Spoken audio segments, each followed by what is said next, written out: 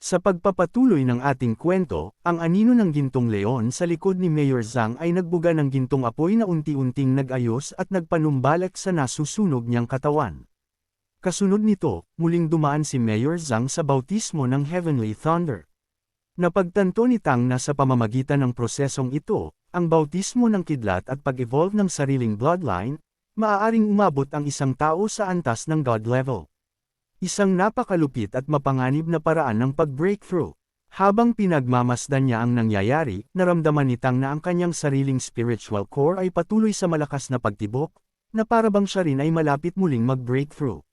Napansin din niyang ang thunderbolt na tumatama kay Mayor Zhang ay tila nagmumula sa kalooban ng mismong Panginoon ng mundong iyon. Kung makikita siya ng nilalang na iyon, tiyak na hindi niya makakayanan ang kahit isang bagsak lamang ng kidlat. Samantala, pilit na tinitiis ni Mayor Zhang ang matinding sakit na dulot ng sunod-sunod na pagkulog at pagkidlat. Wala itong senyales ng paghinto, at napamura siya, iniisip kung hindi pa ba sapat ang lakas na naipon niya. Sa kabutihang palad, naramdaman niyang unti-unti ring bumabagal at humihina ang bagyo ng kidlat. Narinig niya ang boses ni Tang, paalalang baka mahulog siya sa dagat at pangakong tutulungan siyang ibalik ang kanyang life energy. Hindi nagtagal, bumagsak si Mayor Zhang sa dagat dahil sa sobrang pagkaubos ng lakas. Agad siyang sinundan at sinuportahan ni Tang, patuloy na nagbibigay ng life energy habang taimtim na umaasang hindi mapapansin ng Heavenly Thunder ang kanyang presensya. Naramdaman ni Mayor Zhang ang ginhawang dulot ng enerhiya at alam niyang bumabalik ang kanyang lakas. Ngunit bago pa siya makapagdiwang, biglang naging mas marahas ang kidlat na bumabalot sa kalangitan, isang malinaw na palatandaang natunugan na ng Heavenly Thunder ang presensya ni Tang. Sa isang iglap, kumulog ng napakalakas. Bumagsak ang kidlat sa direksyon nila, dahilan upang hindi makapaniwala si Mayor Zhang sa kanyang nakikita. Mabilis namang lumubog si Tang sa kailaliman ng dagat upang takasan ang kidlat, at humingi siya ng tawad sa kanyang guro dahil hindi na niya ito kayang suportahan pa. Tuwirang tumama ang napakalakas na kidlat kay Mayor Zhang. Hindi niya iyon kinaya, nawalan siya ng malay at lumubog sa dagat. Pagkalipas ng ilang oras, tuluyang humupa ang bagyo at bumalik sa normal ang kalangitan. Muling lumutang si Tang mula sa kailaliman, dala-dala ang walang malay na guro patungo sa isang ligtas na bahagi ng gubat. Habang binabantayan niya ito, muling bumalik sa isip niya ang kidlat kanina, tiyak niyang siya mismo ang tunay na target. Kung dumaan siya sa ganitong uri ng pagsubok ng mag-isa, tiyak na malalagay siya sa matinding panganib. Kailangan niyang maghanda at maghanap ng paraan upang makontra ang ganitong uri ng kapangyarihan. Ngunit kumpara sa mga naranasan na niya noon, sigurado siyang mas madali ang prosesong ito. Naisip niya rin na kung pagdating sa energy level ay may kakayahan ang mundong ito na maabot ang God Realm, ngunit tinanong niya ang sarili kung bakit hanggang ngayon ay hindi pa rin ito nangyayari. Malaki ang posibilidad na may nakatago pang panganib sa mundong ito, mga panganib na kailangan niyang matuklasan at lampasan upang hindi lang siya makaligtas, kundi maging Diyos. Pagsapit ng dapit hapon, unti-unting nagkamalay si Mayor Zhang. Agad siyang nagtanong kung malapit na ba siyang mamatay. Ngumiti si Tang at sinabing buhay na buhay pa ang kanyang guro. Nabigla si Mayor Zhang at agad na nagtanong kung nagtagumpay ba siya. Lumipas ang ilang sandali, nagtungo sila sa Golden Valley. Sa ilalim ng gintong puno, nag-meditate si Mayor Zhang. Mabilis na naipon sa kanyang katawan ang essence chi ng mundo hanggang sa mapuno siya ng enerhiya at tuluyang manumbalik ang kanyang lakas. Labis ang kanyang tuwa dahil nagtagumpay siya sa pag-breakthrough at parabang umangat siya sa panibagong antas ng mundo. Masaya naman siyang pinagmamasdan ng tatlong estudyante, na hindi mapigil ang humanga sa napakalakas niyang kapangyarihan. Dahil sa tuwa, hindi naiwasan ni Dubai na mangarap kung kailan niya mararating ang antas ng isang Diyos. Pinayuhan siya ni Tang na huwag magmadali at tahakin ang bawat hakbang ng maingat, na agad namang sinang-ayunan ng binata. Pagkatapos, ipinaalam ni Tang na bago sila bumalik sa Colosseum ay kailangan muna nilang mag-cultivate. Sinabi niya kay Dubai na ang layunin nito ay maabot ang ika-6 na antas, at pinayuhan din si Guli na magsumikap upang marating ang ika-7 antas. Pagkalipas ng ilang araw, matapos ang masinsinang pag-cultivate at pagpapahinga, bumalik ang grupo sa Colosseum. Pagdating nila roon, agad nilang pinuntahan ang tagapamahala upang itanong kung kailan ang susunod nilang laban. Ipinaalam nito na aayusin na agad mamayang gabi ang schedule para sa kanilang ika-4 na laban. Ibinahagi rin niyang napakasikat ng reservation para sa kanilang laban, at maraming tao ang sabik na suportahan sila. Bahagyang naging seryoso ang mga mukha ni Natang at Wu Bangji sa narinig. Dagdag pa ng tagapamahala, maganda ang nangyayari dahil mas maraming sasali sa kompetisyon sa hinaharap, kahit pa nakataya ang kanilang buhay.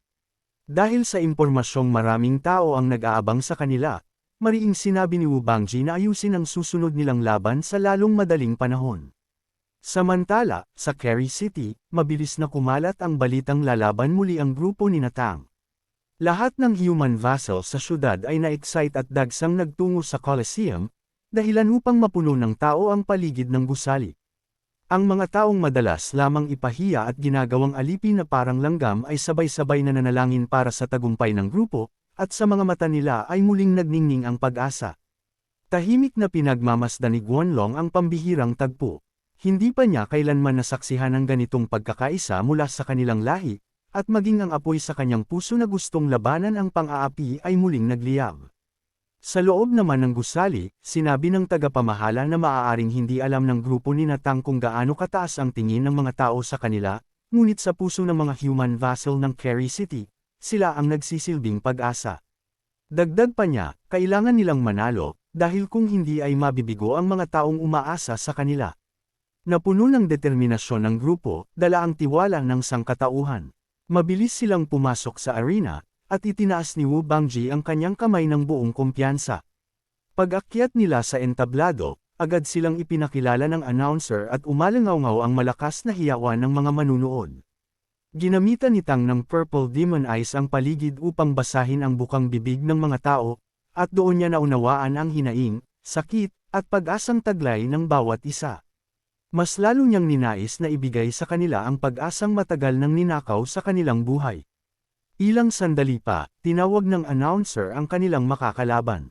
Muling nagsigawan ang mga manunood nang lumabas ang mga Earth Demon Bulls, at ang pinakamalaki sa kanila ay kinikilalang isa sa 8 pinakamalakas na mandirigma ng imperyo.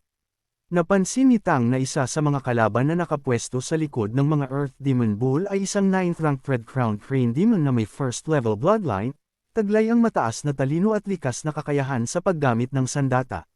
Bukod dito, nakita rin niya ang 2 Blue Fox Monster na may malakas na spiritual power at angkop bilang pangsuporta.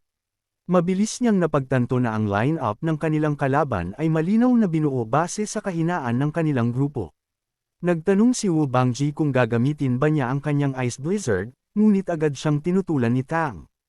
Ipinaliwanag niyang kayang sirain ng totem ng Earth Demon ang hamog, kaya hindi magiging epektibo ang teknik na iyon. Ayon kay Tang, tiyak niyang ang pangunahing pang-atake ng kalaban ay ang Red Crown Crane Demon, kaya sinabi niyang siya ang haharap dito habang sina Wu Bangji ang pipigil sa iba pang miyembro ng kalaban. Agad itong sinang-ayunan ni Wu Bangji. Kasabay ng sigawan ng mga manunood, inihayag ng announcer ang pagsisimula ng laban. Sabay-sabay na sumugod ang kalabang grupo na tila walang pag-aalinlangan. Tinawag ni Tang si Wu Bangji bilang hudyat na sundin na ang kanilang plano, at agad naman itong tumugon. Gumamit si Wu Bangji ng ice needles at pinaputok ang mga ito sa paparating na mga kalaban. Huminto ang Earth Demon Bull at naghanda upang salagin ang atake. Buong lakas nitong ibinaon ang hawak na totem sa arena, naglabas ng matinding enerhiya mula sa impact, at nagawa nitong harangin ang ice needles. Dahil sa kakayahan nitong pagwatak-watakin ang kanilang atake, napagtanto ni Tang na kailangan muna nilang unahin ang 2 Blue Fox Monster. Sinubukan ni Wu Bangji na muling gamitin ang kanyang kapangyarihan, ngunit hindi niya namalayang nasa harapan na niya ang isa sa mga kalaban at nakahanda ng umatake. Natigilan siya sa bilis nito, tanging liwanag ng sandata ang naaninag niyang nakatutok na sa kanya. Ngunit bago pa man siya tamaan, mabilis na binunot ni Tang ang kanyang martilyo at hinampas ang sandata ng halimaw, na iligtas si Wu Bangji sa kapahamakan. Napalingon si Tang sa Red Crown Crane Demon at agad niyang nakita kung gaano ito kalakas. Sa parehong sandali, ginamit ng 2 Blue Fox Monster ang kanilang kapangyarihan. Isa sa kanila ang sumampa sa balikat ng Earth Demon Bull at nag-activate ng stealth habang pinapataas ang lakas nito. Dahil sa natanggap na pag-boost mula sa Blue Fox, biglang umangat ang enerhiya ng Earth Demon Bull at naglalagablab ang umaapoy nitong aura. Napansin ni Tang na ang dalawang Earth Demon Bulls ay halos umabot na sa lakas ng isang 9th rank. Naisip niya na mukhang sadyang pinili ng Colosseum ang kanilang katunggali upang tuluyan silang pabagsakin. Dahil sa biglang pagtaas ng lakas ng kalaban, mabilis na sumugod ang dalawang Earth Demon. Naghanda sina Wu Bangji at Cheng upang pigilan ang mga ito. Ginamit naman ni Guli ang kanyang kapangyarihan upang pabilisin ang galaw ni Wu Bangji. Itinapon ni Wu Bangji ang kanyang Ice Spear patungo sa Earth Demon Bull, ngunit madali lamang itong binasag ng halimaw gamit ang totem. Mula sa nagkadurog-durog na yelo, kinontrol ni Wu Bangji ang isang matalim na tipak at pinabilis ito upang tumama sa Earth Demon Bull. Nagulat ang halimaw dahil may kasunod pa pala ang atake at inakalang hindi na niya ito maiiwasan. Ngunit bigla na lamang humarang ang isang enerhiya at tuluyang naglaho ang atake. Alam ni Wu Bangji na ang pumihil dito ay ang Blue Fox Shield mula sa Blue Fox Clan. Wala siyang oras upang magpahinga. Agad siyang bumuo ng ice wall upang harangan naman ang isa pang Earth Demon Bull na patuloy na sumusugod. Alam niyang kailangan niyang pigilan ang mga ito upang mabigyan si Tang ng sapat na oras para harapin ang Red Crown Crane Demon. Patuloy na umiinit ang laban sa pagitan ni Tang at ng Red Crown Crane Demon. Sunod-sunod ang kanilang palitan ng atake, ngunit tila wala ni isa sa kanila ang tumatama. Napaisip ang Red Crown Crane Demon kung ano ang meron kay Tang, bukod sa martelyong may kakaibang katangian ng paghampas, nagagawa rin itong magpakawala ng wind blades kasabay ng kanyang mga galaw. Kahit anong gawin niyang pag-atake, hindi maabot ng kanyang sword energy si Tang. Nagsigawan naman ang mga halimaw na nanunood, hindi makapaniwala kung paanong nagagawang makipagsabayan ni Tang sa isang Red Crown Crane Demon na kilala bilang isa sa pinakamalalakas sa kanilang ranggo. Samantala, sa kabilang panig ay kasalukuyang nakikipaglaban si Cheng sa isa sa mga Earth Demon Bull. Napagtanto niyang napakalakas nito, at kung muli niyang gagamitin ang kanyang pakpak para sabayan ang atake ng halimaw, baka tuluyan na siyang bumigay. Maging si Wu Bangji ay naguguluhan na, hindi na nito kayang pigilan ang halimaw gamit ang Ice Wall o Ice Blast. Alam niyang kapag nakalapit ang Earth Demon Bull sa kanila, tiyak na magiging katapusan nila. Si Guli naman ay desperadong humahanap ng paraan upang pigilan ang halimaw. Dahil sa pagkataranta, nagpadalos-dalos siya at tumalon patungo sa Earth Demon Bull. Nag-alala si Wu Bangji sa ginawa ni Guli at agad siyang nagcast ng Water Shield upang protektahan ito, ngunit sa sobrang lakas ng halimaw ay nabasag pa rin ang depensa, dahilan para tumilapon si Guli. Mabilis na lumapit si Wu Bangji upang harapin ang Earth Demon Bull. Bumuo siya ng Ice Spear at ginamit ang Ice Mist, ngunit ibinagsak lamang ng halimaw ang hawak nitong totem, at mula sa impact ay lumikha ito ng napakalakas na shockwave. Sa lakas ng enerhiya, tuluyang nabasag ang kapangyarihan ni Wu Bangji. Sinubukan ng halimaw hampasin si Wu Bangji, ngunit mabilis na kumilos si Cheng at hinila siya palayo upang maiwasan ang nakamamatay na atake. Habang hawak-hawak siya ni Cheng, nakita ni Wu Bangji ang isa pang Earth Demon Bull na mabilis na sumusugod papunta sa sugatang si Guli. Nabahala ang lahat nang makita nilang nakatutok na ang sandata ng halimaw kay Guli. Sa sitwasyong iyon, napagtanto ni Wu Bangji na kung hahayaan pa nilang magpatuloy ang laban sa ganitong kondisyon, tiyak na mamamatay silang lahat. Napuno siya ng determinasyon. Hindi niya hahayaang mamatay ang sinuman sa kanila. Nakiusap siya kay Cheng na bitiwan siya, at agad naman siyang ibinaba nito. Sa sandaling iyon, dumaloy ang malakas na enerhiya sa buong katawan ni Wu Bangji. Ipinahayag niya ang isang pangakong kailangan nilang maibalik ng buhay ang lahat. Nabigla si Cheng nang mapansing sinusunog ni Wu Bangji ang sarili nitong bloodline upang iligtas sila. Mula sa kalangitan, bumagsak ang mga yelong enerhiya at bumalot sa katawan ni Guli, na parabang nilililok ng nagyayelong kapangyarihan. Namangha si Dubai dahil hindi nabiyak ang Ice Cube kahit pa tinamaan ito ng malakas na pag-atake ng Earth Demon Bull. Sunod, nag-ipon ng enerhiya si Wu Bangji sa kanyang kamay at bumuo ng isang Ice Spear na mas malakas ng ilang ulit kumpara sa karaniwang nagagawa niya. Humanga si Cheng habang pinagmamasdan siya, alam niyang ibinibigay na ni Wu Bangji ang lahat. Muling bumalik sa isipan ni Cheng ang unang sandali nang makilala niya si Wu Bangji, ang mga ngiti nito, ang kabaitan, at ang unti-unting pagkahulog ng loob niya rito. Habang pinapanood niya ngayon si Wu Bangji na sinusunog ang sariling bloodline, hindi niya maiwasang malungkot. Ramdam niya ang mabilis na pagkaubos ng sigla nito, ngunit wala siyang magawa kundi ang umiyak at manalangin na mabuhay ito. Napansin naman ng Red Crown Crane Demon ang matinding panganib na hatid ng hawak na Ice Spear ni Wu Bangji. Nagbigay ito ng utos sa isa sa Earth Demon Bulls na unahin si Wu Bangji. Agad namang tumugon ang halimaw, itinapon niya pataas ang kasama nitong Earth Demon Bull upang pabagsakin si Wu Bangji mula sa ere. Ngunit dahil sa matinding pagnanais ni Cheng na makatulong, ginamit niya ang buong lakas ng kanyang katawan. Mabilis siyang umikot, kinuha ang buo niyang momentum, at sinalubong ang paparating na halimaw. Sa talam ng kanyang mga pakpak ay nagawa niyang putulin ang hawak nitong totem, at sa lakas ng kanilang banggaan ay pareho silang tumilapon.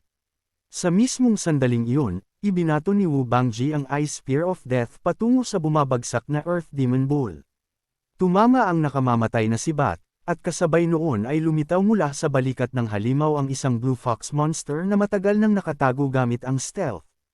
Agad namang ginamit ni Wu Bangji ang freeze upang balutin ng makapal na yelo ang dalawang halimaw. Bumagsak ang dalawang nilalang sa likuran ng natitirang Earth Demon Bull, na hindi makapaniwala sa mabilis na pagbaliktad ng laban. Bahagya namang pinahinto ni Guli ang oras upang mapigilan ang mabilis na pagbagsak ni Cheng. Dahan-dahan itong bumaba at ligtas na nahiga sa arena, bagaman wala ng malay. Kasabay noon, marahan ding lumapag si Wu Bangji, halos wala nang natitirang lakas sa kanyang katawan. Hindi makapaniwala ang natitirang Earth Demon Bull nang makita niyang wala ng buhay ang dalawa niyang kasama. Pumutok ang galit nito at buong bilis na umatake, balak tapusin si Wu Bangji na hindi na makakailag. Ngunit bago pa ito makarating ay ginamit ni Guli ang Time Freeze, dahilan upang tuluyang huminto ang halimaw sa gitna ng paglusob.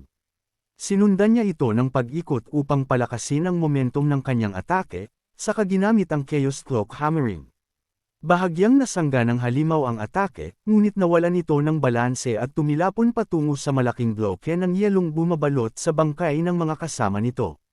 Gamit ang natitirang lakas, pinasabog ni Wu Bangji ang malaking tipak ng yelo, dahilan upang masugatan at mapatigil sa paggalaw ang halimaw.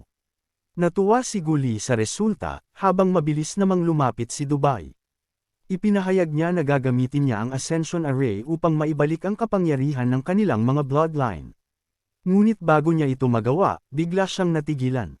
Isang malamig na kilabot ang gumapang sa kanyang likod. May paparating na panganib. Lumingon siya at doon niya nakita si Tang, nakatayo ngunit tila nasa bingit ng kapahamakan. Dahil sa pagkamatay ng kanyang mga kasamahan, nangako ang Red Crown Crane Demon na papatayin niya ang lahat ng human vassals. Sinubukan ni Dubai na gamitin ang Purple Demon Eyes, ngunit walang naging epekto iyon sa kalaban. Habang tinatangkang itarak ng halimaw ang kanyang espada kay Tang, mariing ipinahayag nito na wala ni isa sa kanila ang makakatakas. Nangaral ng takot kina Dubai at Wu Bangji ang tagpong iyon, ilang pulgada na lamang ay aabutin na si Tang. Ngunit bago pa tumama ang espada, buong lakas itong hinawakan ni Tang. Sandaling nabigla ang Crane Demon, ngunit agad itong ngumiti, balak nitong ibuhos ang lahat ng sword energy nito sa katawan ni Tang upang wasakin ang mga lamang loob ng binata. Habang ginagamit ng halimaw ang buong lakas upang isakatuparan ang plano, bigla itong nakaramdam ng kakaiba, hindi nito mahanap ang sword energy na dapat ay dumadaloy na sa loob ni Tang. Ilang sandali pa ay napansin niyang mabilis na hinihigop ang kanyang kapangyarihan. Binitiwan ni Tang ang espada at, habang wala sa balanse ang Crane Demon, mabilis niyang ibinato ang kanyang martilyo. Dahil sa pagkaubos ng lakas, hindi nakagalaw ang halimaw at tinamaan ito ng direkta, dahilan upang agad itong masawi. Nagulat si Dubai at maging ang mga nanunood sa nagawa ni Tang. Tuwang-tuwa naman si Guli, habang hindi makapaniwala ang Earth Demon Bull kung paano ganoon kadali napatay ang kanyang kasama. Ngunit sa katotohanan, hindi iyon naging madali para kay Tang. Ginamit niya ang Mysterious Jade Hand upang hawakan ang espada, sinundan ng kapangyarihan ng 9th rank Elephant Demon para tunawin ang impluwensya nito. Ang lakas naman ng Peacock Transformation ang ginamit niya upang pawiin ang malakas na sword energy na dapat sana'y sisira sa kanyang katawan. Pagkatapos ay inabsorb niya ang bloodline ng kalaban at panghuli, pinakawalan niya ang Heaven Break ang hammer. Nagsigawan ang mga manunood, hinihiling na tapusin na ni Tang ang natitirang mga halimaw. Hindi pa rin nawala ng pag-asa ang Earth Demon Bull, buong tapang niyang ipinahayag na siya mismo ang tatapos kay Tang. Sinubukan siyang pigilan ng kasama niya, sinasabing hindi nila kayang talunin si Tang, ngunit hindi ito nakinig. Naghanda si Tang at sinalubong ang paparating na Earth Demon Bull. Sa sandaling makalapit ito, hinampas ni Tang ang hawak nitong totem at agad iyong nabasag. Pagkatapos ay ibinato niya ang kanyang martilyo habang nakatulala pa ang kalaban, tumama ito direkta sa ulo ng halimaw at agad itong namatay. Takot na umatras ang natitirang Blue Fox Monster, tila nagmamakaawa. Ngunit hindi nagpakita ng pag-aatubili si Tang, kaagad siyang lumikha ng Wind Blade at sa isang iglap, dumanik ang dugo at tuluyang natapos ang laban. Hindi makapaniwala ang mga tao sa kanilang nasaksihan, habang patuloy ang hiyawan at pagdiriwang ng mga halimaw para sa muling pagkapanalo ng mga human vassals. Maraming salamat sa panunood. Kung nagustuhan mo ang video na ito, huwag kalimutang i-like, mag-subscribe, at i-share sa mga kaibigan mo. I-click na rin ang notification bell para lagi kang updated sa mga susunod nating kwento. Hanggang sa muli, kita-kits sa susunod na kabanata.